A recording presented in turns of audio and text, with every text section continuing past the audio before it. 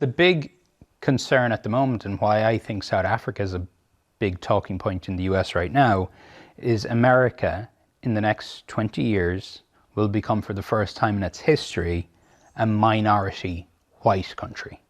Well, that will be a very, very bad thing to happen. You want to see the US go down? Why? Oh, you don't like cars and electric cars, and you don't like technology, or what is it? You want to go back to the jungle, or? If the US becomes a minority white country. Yes.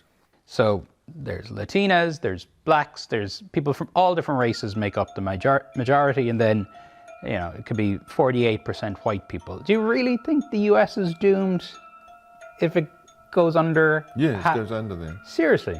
Yes, of course. You see, if you take South Africa, we have a small white population that projects European culture, or what we learned from Europe. And oppressed millions of black people. No. For decades. How do you oppress? We gave them work, we fed them. They grew from a tiny little group into a massive group. That's not oppression, that's feeding them. Do you understand? You only grow big if you get fed. You only start at 800 and become 50 million if you get fed. We fed them, for crying out loud. You know, enough with this nonsense. But so you understand, because the black population was so oppressed under apartheid. Well, we never saw this oppression you're talking about. You never saw it. No, I never saw it. Yeah, because you're white.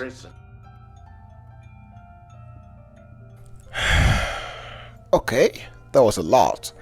So let's try to understand the mindset of Elon Musk's father. Let's talk about psychological blindness in abusers. That is why and how abusers fail or refuse to perceive and see and discern their abuses. As you can see, he said that he did not see any oppression. And of course, you can attribute that to his race, maybe because he's white or racism and everything, but there is more to it. And I mean there is more to it as in that it is common with how abusers think. So welcome to the School of Heart and Life. Let's make this a teachable moment. First, let's define abuse. And this is my own definition, my own personal definition of abuse, right? Abuse is when you misuse someone. When you don't use or engage with them correctly. In more formal terms, abuse is the misalignment between what a person is, their developmental reality, psychological needs, capacities, and dignity, and what is being demanded of them.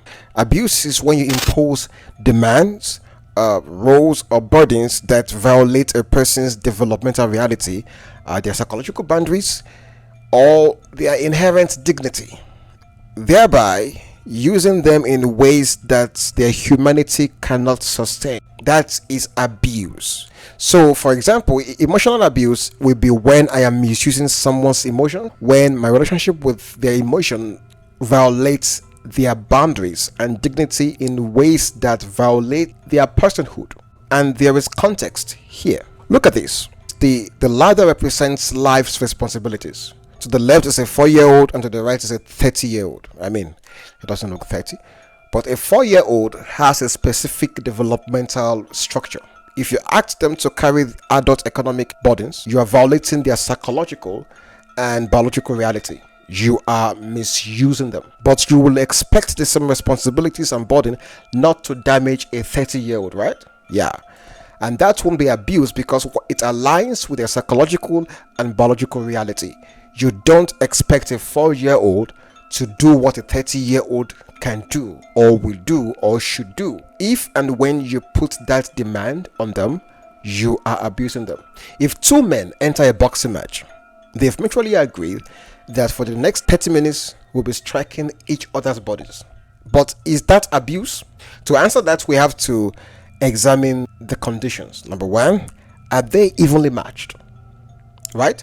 Are they in the same weight class? Is it heavyweight versus heavyweight? If you pair a heavyweight to fight a lightweight, that becomes abuse because that mismatch turns that sport into exploitation. And then you ask yourself, is the fight consensual? Were both men forced into the ring or did they willingly participate? If someone is coerced and forced their boundaries are violated, so that becomes abuse. The third one, you ask, are the rules respected?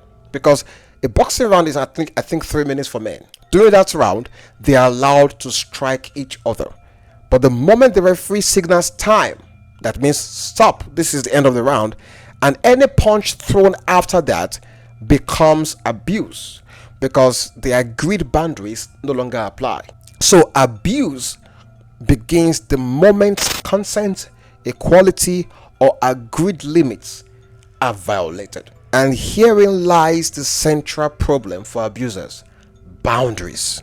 Abusers don't like boundaries. Abusers don't tolerate boundaries, at least not for other people. For themselves, yes, respect their boundaries, but for others, nah. Boundaries define how two individuals can relate. They establish the limits of what is acceptable, humane, and reciprocal. When boundaries that protect a person's humanity are removed or ignored, abuse becomes inevitable. For abuse to thrive, the abuser must erase those boundaries. And the first step in erasing those boundaries is what we call dehumanization.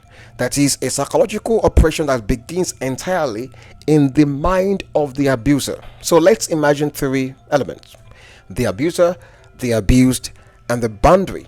Now the boundaries are invisible. They are the logic, philosophy of this is the way I want you to deal with me, and this is how I will deal with you. It's like the agreement of relationship.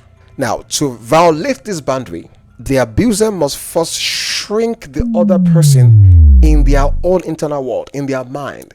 That shrinking is the essence of dehumanization, and it can take many forms. For example, you can have a dehumanization by smallness. This is where the abuser convinces themselves that the other person is lesser, maybe physically or socially, financially, intellectually, or morally.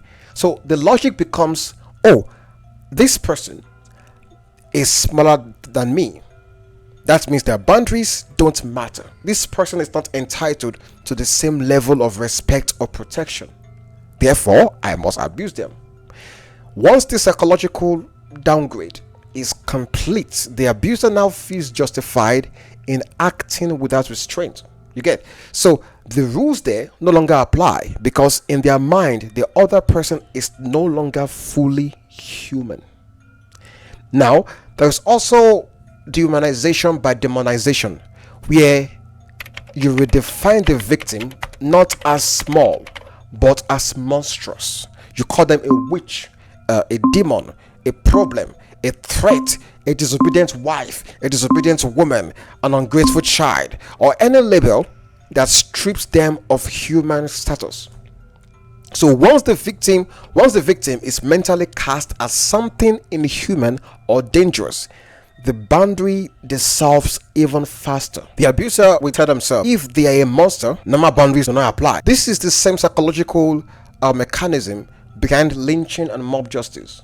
Once a person is labeled a thief or a witch, the crowd believes they no longer deserve the rule of law. So violence becomes instantly justified. When you no longer see someone as fully human, you no longer feel obligated to honor their perception of reality. Their feelings, their pain, and memory becomes irrelevant data points. So gaslighting becomes easy. You will tell them, you are exaggerating. It's not that bad. You are too sensitive. You misunderstood me. You made me do it. These statements slowly shift the moral frame, and the victim becomes the problem. So that is why, for me, gaslighting is the cognitive weapon that finishes the destruction of boundaries in any relationship. And the final stage is the moral inversion. And this is the most disturbing part, because it is the psychological endgame of dehumanization. This is where the abusers eventually stop seeing the abuse at all. They now reinterpret the abuse as virtue. Because once you define someone as lesser than you, or as troublesome, as ungrateful, as disobedient, or monstrous, it becomes easy to narrate your oppression of them as discipline, as order, as care, as guidance, as protection, or even generosity. And this is moral inversion. It's the process of taking harm and you reframe it as goodness. And this is the mindset of Elon Musk father in that interview. It's a textbook example. He said he never saw any oppression under apartheid. He didn't see it. Instead, he described the government as feeding the black people and implied that they should be grateful. Grow big if you get fed. You only start at 800 and become 50 million if you get fed. We fed them, for crying out loud. You know, enough with this nonsense. But so you understand, because the black population was so oppressed under apartheid. Well, we never saw this oppression you're talking about. You never saw it. No, I never saw it. Yeah, because you're white. And that is the destruction of boundaries at a national scale.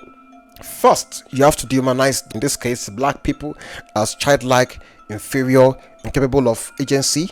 You know, they need our European culture. We have a small white population that projects the European culture, or what we learned from Europe. And then you have to gaslight them, where the narrative is now reframed as, oh, it's not violent, we're not taking their lands, we are protecting them, we are bringing order, we are being benevolent. You know, so both of those statements, of those mindset, gives moral inversion, where you can now repaint oppression as kindness and brutality as care, and a violent system in which you create to exploit those people becomes a gift. This is why he and many like him could genuinely say without irony, we never saw any oppression. And it's not as if they are lying. No.